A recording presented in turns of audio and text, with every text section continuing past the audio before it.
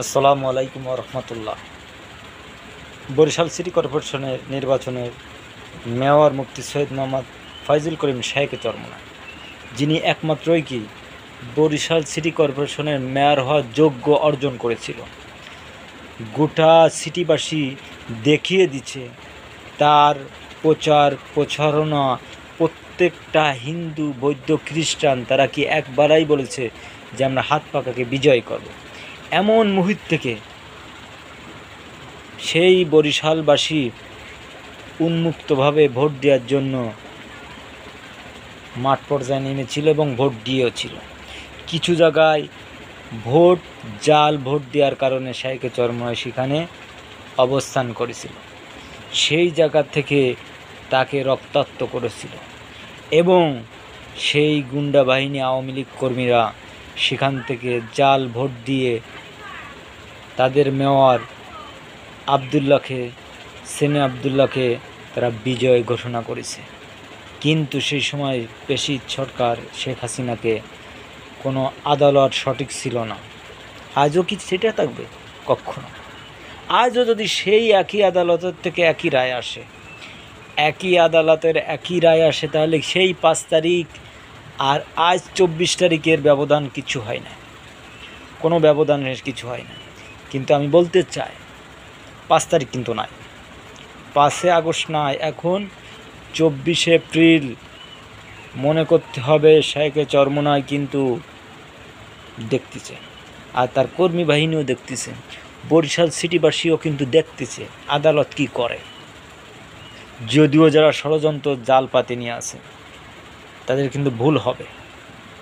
আবার 5 আগস্টের মতো বরিশালবাসী যদি রাজপথে নামে তাহলে কিন্তু সে সময় কী হবে? ইসলামী আন্দোলন বাংলাদেশ কথার কাজে সঠিক থাকে সবসময়ের জন্য। তাদের কোনো দুর্নীতির কোনো আজ পর্যন্ত কোথাও কেউ কালি দেখাতে পারবে না যে দুর্নীতির কালি তাদের কোথাও লেগেছে।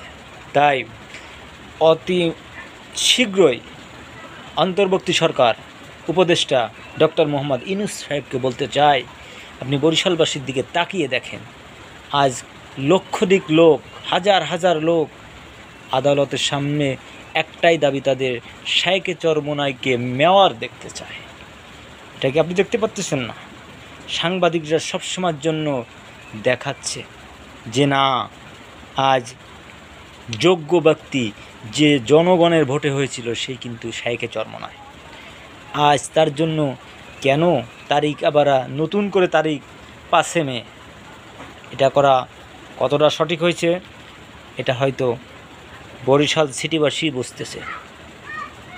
তাই বরিশাল সিটিবাসী আজ সকল জনগণেরকে বলতে চায় একটাই কথা, যে 5 মে যদি দ্বিতীয় কোনো ধাপ অতিক্রম করে তখনই শাহকে চরমোনাইকে সামনে নিয়ে তারা দেখিয়ে দেবে যে 5 মে যেমন স্বৈরাচারী সরকার খেদাইছে, এমন অবস্থা কিন্তু বরিশালবাসী চিন্তা চেতনার মাঝে আছে।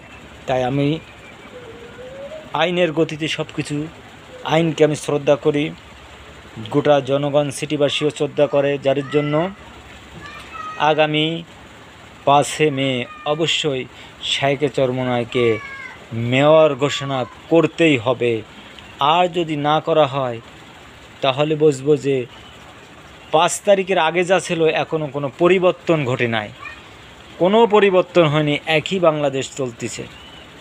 তাই সে একই বাংলাদেশ যাতে কেউ না বলে যে না বাংলাদেশ পাল্টিছে, এমন কিছু আমরা আশা করতেছি। আসসালামু আলাইকুম রহমতুল্লাহি ওয়া বারাকাতুহু।